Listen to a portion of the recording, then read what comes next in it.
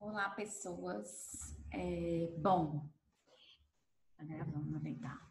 Então, vou encerrar a correção dos exercícios, porque ficou o último exercício para corrigir, né? Então, ficou HIV, câncer e queimado, tá? Então, vamos corrigir esses exercícios, tá? Então, estou com ele aqui em mãos.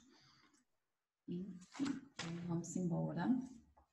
Bom, aqui, né, tem verdadeiro e falso. Lembrando que isso aqui são questões de residência, mas eu transformei em aberta para vocês não fazerem por eliminação, tá? Ver o verdadeiro e falso em relação à gênese de lipodistrofia. Então, o que é que causa a lipodistrofia, que é aquela distribuição anormal da gordura, né, entre o paciente com AIDS.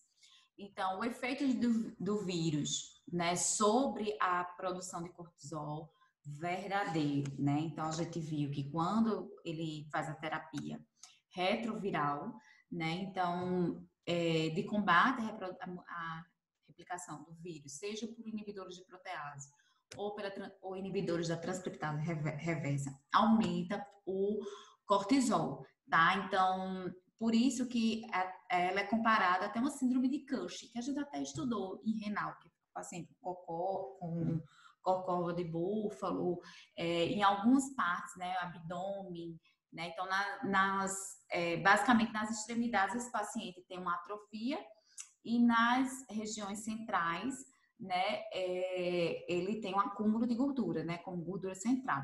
Então, verdadeiro. Isso acontece pelo aumento do cortisol, sim, tá? E o que pode levar a uma síndrome de Cushing, que é essa distribuição anormal da gordura.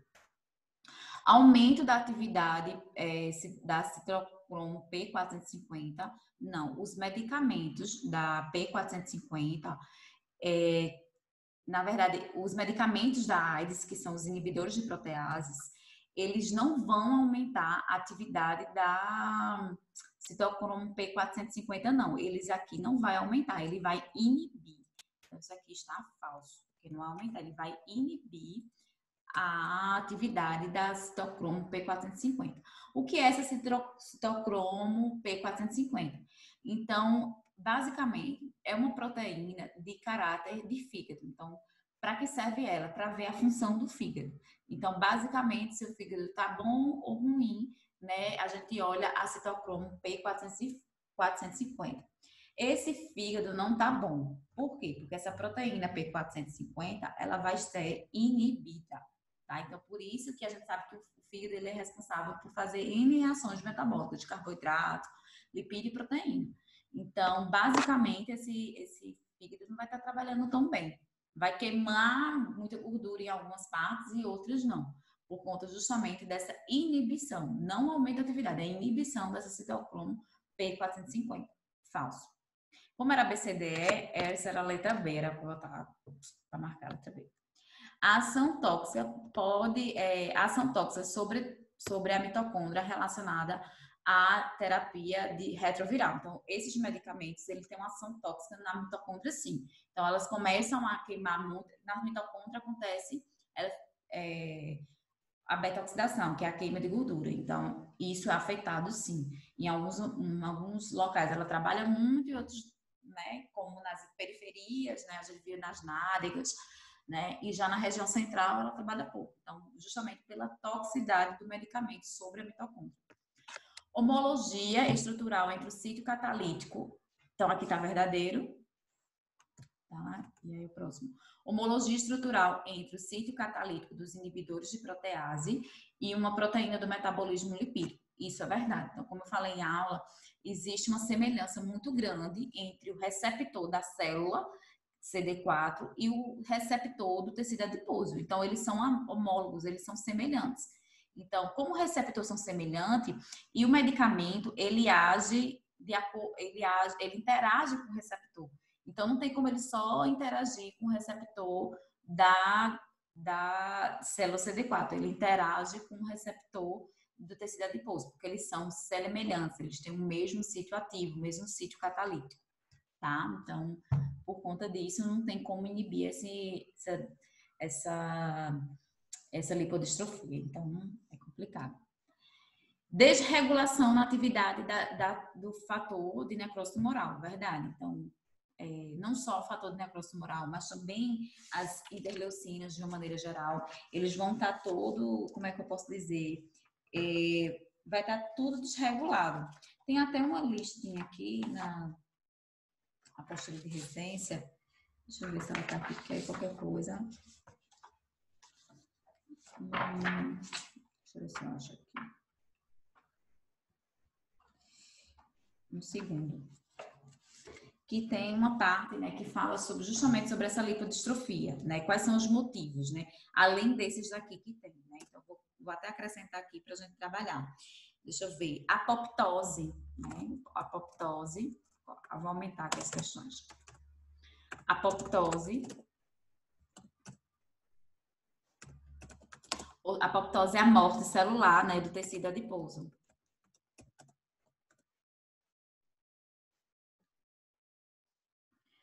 Deixa eu ver se tem uma outra que a gente não falou.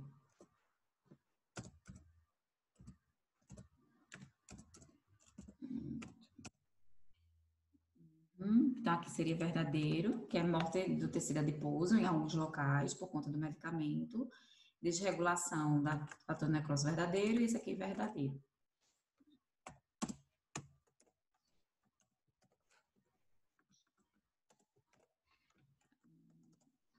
Aí tem aqui, né? Toxicidade da mitocôndria, a gente já trabalhou. Desregulação do fator de necrose tumoral, já falei. Inibição da citocromo P450, já falei. O hipercorticosolismo, que é o aumento do cortisol, também já falei. E alteração, aqui você não falei não, alteração dos esteroides, né, dos hormônios.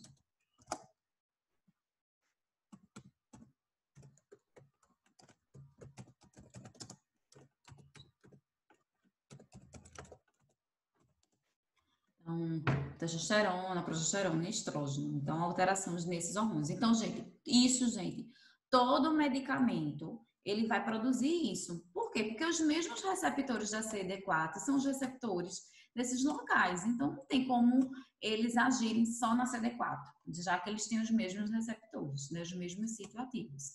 Então, basicamente isso. Tá, gente? Isso aqui não tinha na questão, mas aí como tem nos livros, aí eu coloquei aqui a mais, porque vai que eles coloquem isso aqui nas próximas assertivas, né? Nos próximos anos. Tá? Então, é isso. Então, isso aqui é basicamente o que leva a um quadro de lipodistrofia no paciente com AIDS.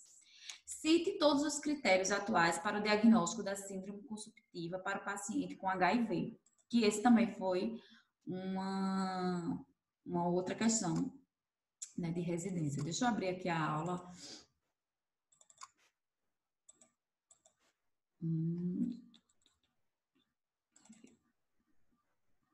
Então, o que seria síndrome consumptiva, né? Então, é quando o paciente ele tem uma perda de peso, né, severa e não intencional. Então, esse paciente ele perde muito peso, né? Então, nessa síndrome consumptiva, leva uma chance. Então, esse paciente, ele, além de ter uma lipodistrofia, né, por conta daquele N de motivos, né, que o medicamento ele vai fazer, né, agir de N maneiras. Além disso, esse paciente tem uma síndrome consumptiva, que é uma perda de peso anormal. Então, como é que a gente identifica uma síndrome consumptiva? O paciente tem que apresentar pelo menos uma dessas alterações. Então, a perda de peso, né, de 10% em 10 meses, uma perda de peso, né, de 7,5% em 6 meses. Na questão de residência, no lugar de 6 aqui, tinha 12. Tá? Então, quando é 12, é 10%. Quando é 7,5%, é 6 meses. Tá? 5% de perda de massa celular corporal, então de músculo, uma perda de 5% em 6 meses. Homens, né, com massa muscular inferior a 35% e IMC abaixo de 27%, e mulheres com IMC abaixo de 27% também, e porém com a massa muscular menor que 23%. E um IMC menor que 20%. Tá? Então, se ele tiver pelo menos uma desses, ele tem uma síndrome consumptiva, que é essa perda de peso, em resumo, seria uma perda de peso, né, desse paciente de maneira não intencional. Né? Então, essa é a resposta Isso aqui seria a resposta para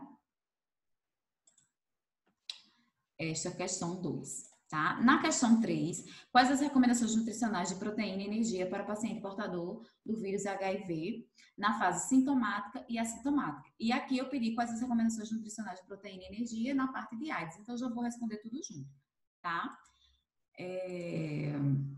Basicamente, tá nesse slide aqui, lindo, que é o de Kupari, né? E aí, o que é que, basicamente, a gente tem de energia? Então, se ele está na fase assintomática, se ele não está sentindo sintomas, e ele é portador do vírus HIV, a gente usa energia de 30 a 35, tá? E o quanto de proteína que a gente usa? Na fase assintomática, entre 1,5 até 1,5 gramas por quilo de peso. Então, esse aqui é o mínimo e esse aqui é o máximo, recomendação máxima e mínima. Lembre que recomendação, gente, é sempre o mínimo, você tem que colocar o mínimo e o máximo, tá? E sempre lembrar que na prática a gente começa com o mínimo, mas sempre vai deixar o paciente com o máximo, tá? Na fase sintomática, que ele está tendo sintomas e ele é portador do vírus HIV, você usa de 35 a 40, né, de energia, quilocalorias por quilo, e o quanto de proteína entre 1,5 a 2 gramas por quilo de peso, tá? Agora, se ele tiver AIDS ou CD4 abaixo de 200, então ele está na fase terminal da doença, então ele usa de 40 a 50 quilocalorias por quilo e de 2 a 2,5 gramas por quilo de peso, tá? Então, basicamente isso. Então, vamos seguir. Então, respondi a 3 e a 4 junto. Então, vamos para queimado, né? Sobre a dieta, sobre dietoterapia, dietoterapia, tá certo? Para paciente queimado, analise os itens abaixo em verdadeiro e falso. As perdas de nitrogênio em queimados graves podem ser 10 vezes maiores do que a excreção por pessoas saudáveis em jejum. Sim, então, quando o paciente está queimado, lembre-se que ele está queimando o quê? Músculo em sua parte.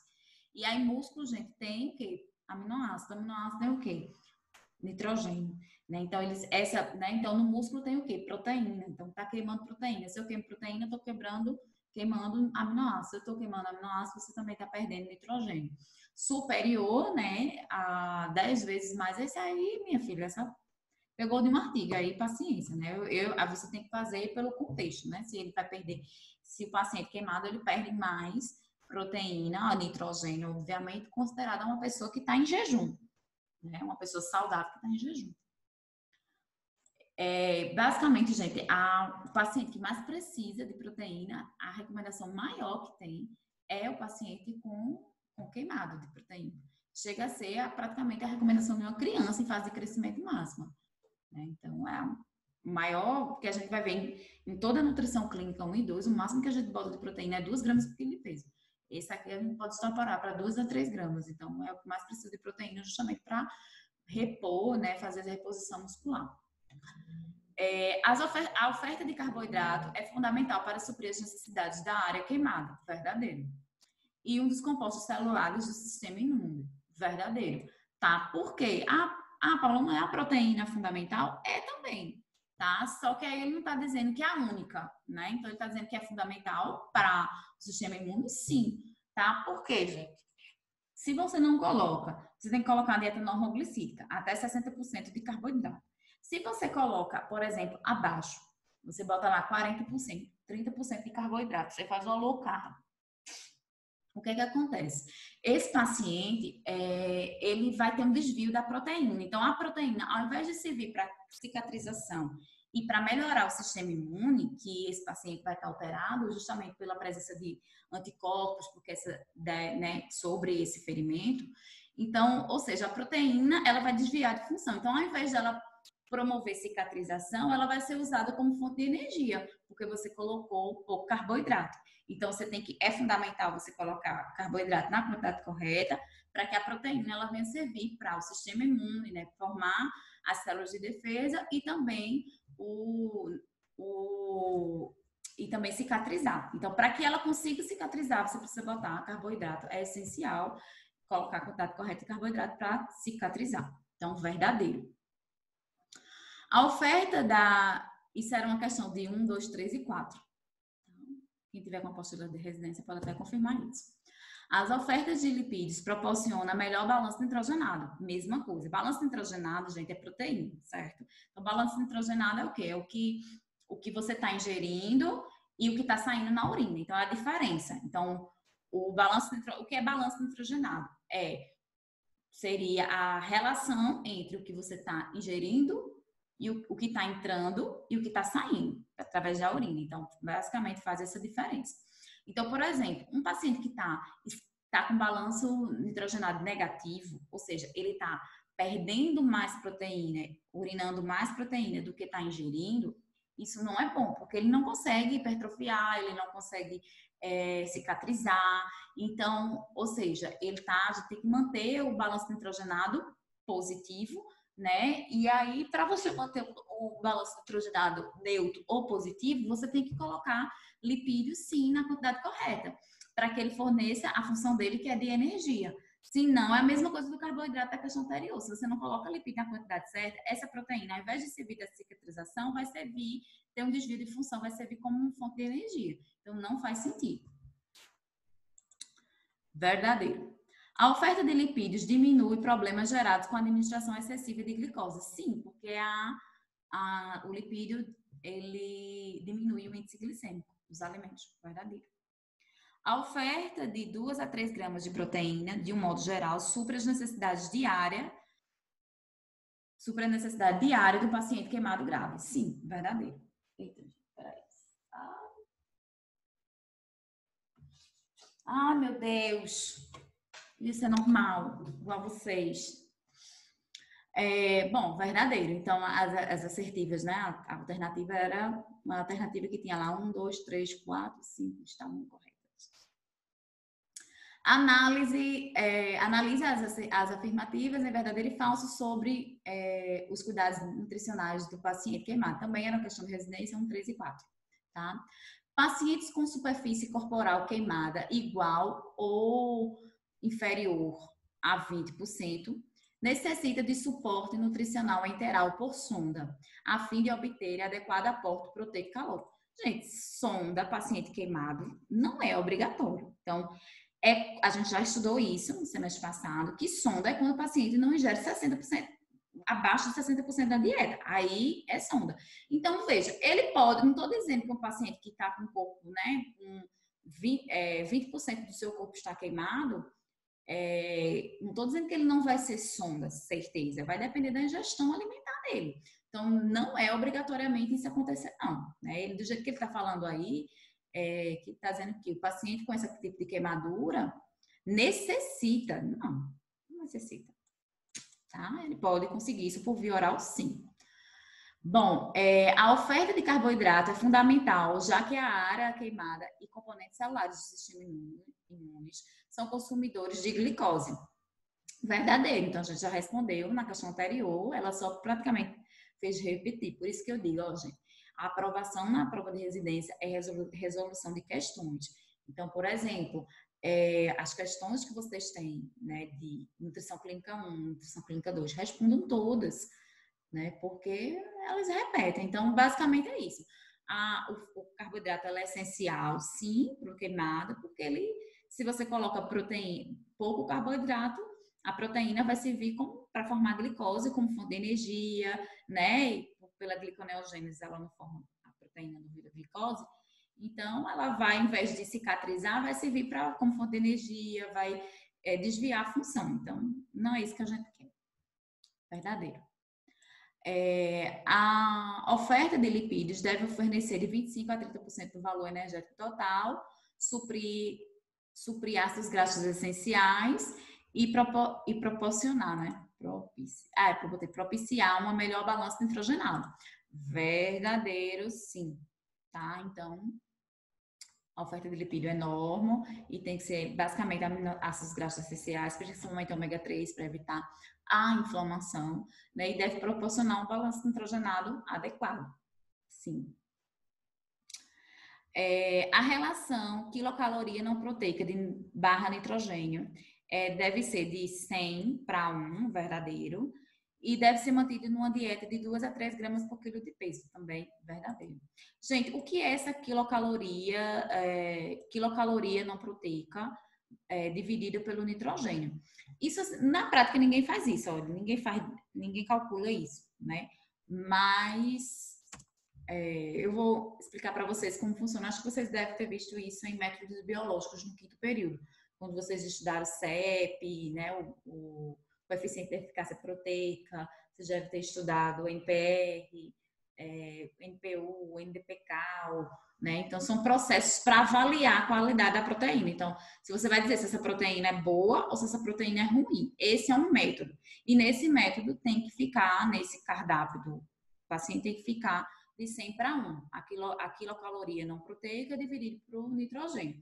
Então, como é que é feito esse cálculo? O nome já diz, né? Eita, Ctrl Z.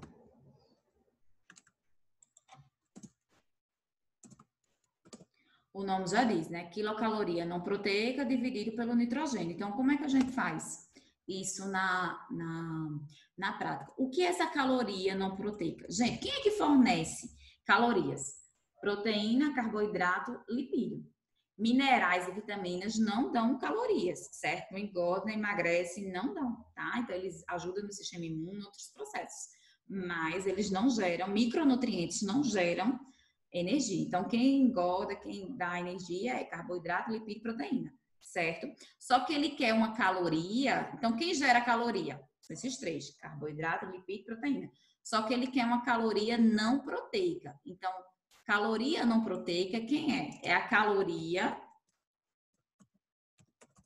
Você vai colocar aqui o valor de caloria que tem no cardápio de quê? De lipídio mais quilocalorias de carboidrato, tá? E vai dividir isso pelo quê? Pelo nitrogênio.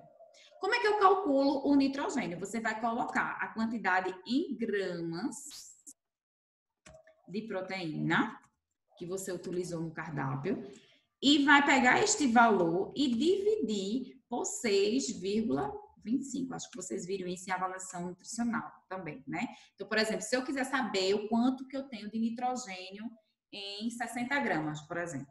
60 gramas de nitrogênio, tá? Vou pegar aqui minha calculadora. Bom, digamos que eu fiz um cardápio e eu coloquei 60 gramas de proteína. Então, só dividir por 6,25, que é um valor, uma fórmula fixa. Então, eu tenho 9,6 de gramas de nitrogênio. Então, você vai dividir aqui o valor em gramas da proteína, dividir por 0,26. Então, essa continha aqui tem que ficar na proporção 100 para 1, tá? Então, vamos dizer que eu tô num cardápio aí de, sei lá, 2.000 calorias, certo?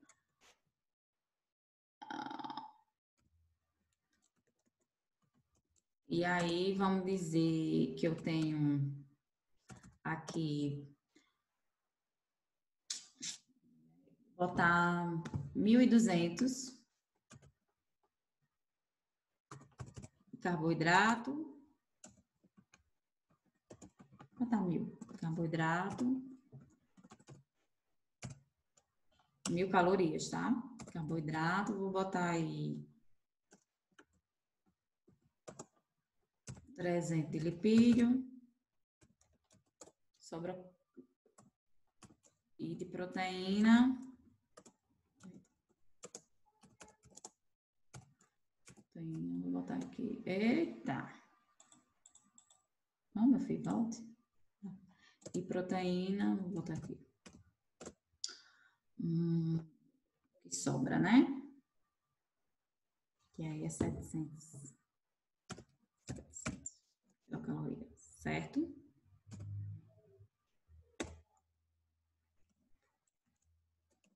Eu fiz esse cardápio. Aí eu quero saber se a proteína tá boa ou desse cardápio aí tá boa ou ruim para o paciente queimado. Então, vamos fazer o cálculo aqui. Então, eu vou primeiro pegar as calorias não proteicas e vou somar. Quem é as calorias que não é proteica? Então, a caloria proteica do exemplo que eu coloquei aqui foi 1.000 mais 300 aqui, né? Então, vai dar 1.300 calorias. 1.300 calorias, que é as calorias não proteicas, que são as calorias do carboidrato e as calorias do lipídio. Não soma com a da proteica, porque é caloria não proteica. Dividido pelo valor de nitrogênio. Então, qual é o valor de nitrogênio? Você, desse cardápio, você pega os 700 nitrogênio. Quem é que tem nitrogênio? É proteína, já sabe logo. Então, pega 700. Aí você vai dividir por 4 para achar o valor de proteína em gramas. Isso vocês aprenderam em NND, né? Que 1 grama de proteína tem 4 calorias. Então, você pega 700 e divide por 4 e acha a quantidade em gramas de proteína. Então, eu tenho 175 gramas de proteína nesse cardápio. E divido, para saber a quantidade de nitrogênio, eu divido esse valor em gramas de proteína, divido por 6,25. Dividido por 6,25. Então, dá 28.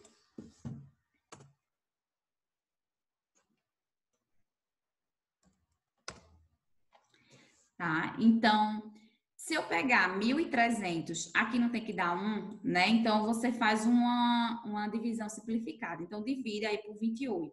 1.300 por 28, para a gente saber essa proporcionalidade. 1.300 dividido por 28 vai dar 46.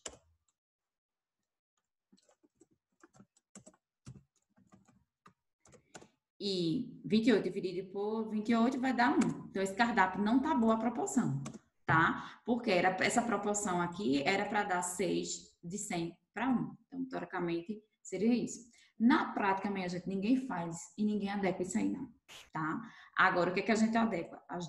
De 2 a 3 gramas por quilo de peso. Mas o cálculo é exatamente esse, tá? Geralmente, cai mais em concurso pedindo transformar proteína em grama em nitrogênio. Quanto tem de nitrogênio? Tá, não sei o que. Não, em concurso, mas prova de residência eu nunca vi, tá?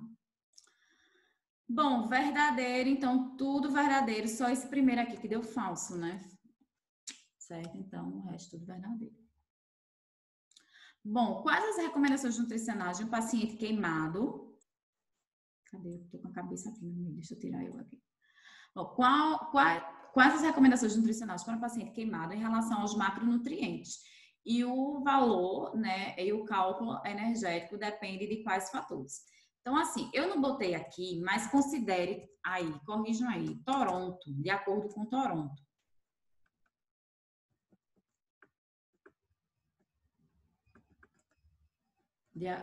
Quais fatores? De acordo com Toronto, que é o padrão ouro, certo? Então, vamos lá. Basicamente, deixa eu abrir aqui o slide. De paciente queimado. Então, a dieta toda normal, né? Com exceção da proteína, que a gente viu de 2 a 3 gramas. Então, quanto que a gente tem que colocar de carboidrato? O máximo 60%, né? Proteína de 2 a 3 gramas, isso de acordo com o Burreri. Ou você pode usar a Aspen, né? Pela Aspen, adulta é de 1,5 a 2 gramas por quilo de peso e criança de 1,5 a 3 gramas por quilo de peso. Ou Burreri, que é de 2 a 3 gramas, certo? De proteína. Carboidrato, normal até 60%. Gordura, normal de 20 a 30%. Tá? Então, basicamente, eu já falei. E proteína, carboidrato e lipídio. E a energia, você vai usar a melhor, que é a de Toronto, né? Essa recomendação aqui para calcular a energia. E aí, quais são os fatores que eu perguntei lá que precisa para calcular de acordo com Toronto? Então, o ESPEN 2013, né? Quais são os fatores? Então, a gente tem que saber o percentual de superfície queimada, tá? O quanto foi queimado desse paciente. A gente tem que ver o número de calorias, né? Que esse paciente ingeriu no dia anterior. Quanto que ele ingeriu no dia anterior? O gasto energético basal que a gente tem que fazer por Harris Benedict, obrigatoriamente, então tem que usar esta fórmula aqui, tá? Usa esta fórmula aqui, ó. Só isso aqui. Tem a de mulheres e tem para homens. E volta para cá, né? Temperatura retal nas últimas 24 horas desse paciente, tá? E também o número de dias, né, que esse paciente, no caso, sofreu a queimadura, né? Então, faz 30 dias que ele sofreu a queimadura, 20 dias, 25, coloca aqui também.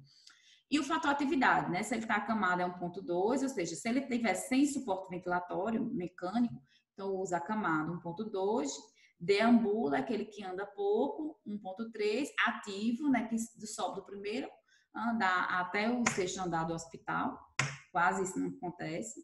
Só peguei um paciente nessa situação que a fisioterapeuta pediu para fazer, que é 1,4, e se ele tiver ventilação mecânica, usar 1,2. Tá? Então, respirando por ajuda de aparelho. Então, basicamente é isso nessa questão. Resposta.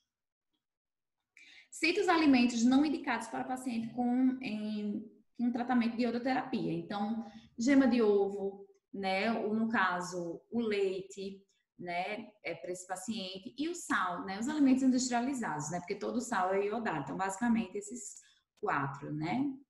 Então, que não é indicado. Analise o papel do nutricionista nos cuidados paliativos e coloque se está verdadeiro ou falso. Né? Em cuidados paliativos, a terapia nutricional deve ser como objetivo, ter como primeiro objetivo a oferta de nutrientes e energia em quantidades adequadas aos requerimentos do paciente.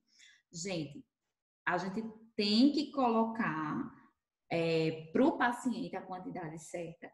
Sim, mas ela não é o nosso objetivo prioritário, tá? Então, não é que a gente vai desnutrir o paciente, mas a nossa prioridade é a qualidade de vida dele. Então, por exemplo, às vezes ele não está tolerando aquela quantidade necessária que ele precisa. Então, não é a nossa prioridade dar aquela quantidade de energia. A nossa prioridade é a qualidade de vida dele, é ele não sentir dor quando ele está se alimentando, colocar alimentos que ele gosta. Então, muitas vezes a gente nem se preocupa muito com a qualidade e quantidade. Lembra que às vezes a gente liberava até pizza, enfim, coxinha, né? A paciente que antes de falecer, né? Ela já estava em fase terminal, queria comer uma coxinha refrigerante. Então, a gente não se preocupa muito com a qualidade e a quantidade, mas sim com a qualidade de vida desse paciente, né? Então, não é o objetivo prioritário. A terapia nutricional integral é sempre a via de escolha em casos de perda de autonomia. Sempre não, tá? Então, assim, falso, tá? Então, não é sempre que a gente usa sonda, não, paciente. A gente viu que em casos de sonda, geralmente são quando ele está ingerindo abaixo de 60% da dieta, né? 65% da dieta, outras referências colocam, mas depois de 30 dias, depois de 60 dias, 90 dias após como eu posso dizer, a terapia, que ele já está, né, na casa de cuidados paliativos. Então, não é sempre que a gente tem situações que a gente, até os primeiros meses, a gente coloca ele por via oral e depois por sonda, mas não é obrigatório, até porque às vezes a sonda pode, em alguns momentos, causar um mal maior do que um bem, tá? Como, por exemplo, hemorragia. A decisão de nutrir o paciente até a morte deve ser multiprofissional e deve ser conduzida pelo princípio da não maleficência. Verdadeiro. Tá? Então, sempre nessa questão de não causar o mal e a equipe que tem que tomar essa decisão. Tá? Então, verdadeiro. Quais as recomendações nutricionais para paciente com câncer em relação aos macronutrientes? Então, depende. Ele está na fase cirúrgica ou ele está na fase de quimioterapia, tá? Então, vai depender qual fase ele está. Deixa eu abrir aqui o slide de câncer.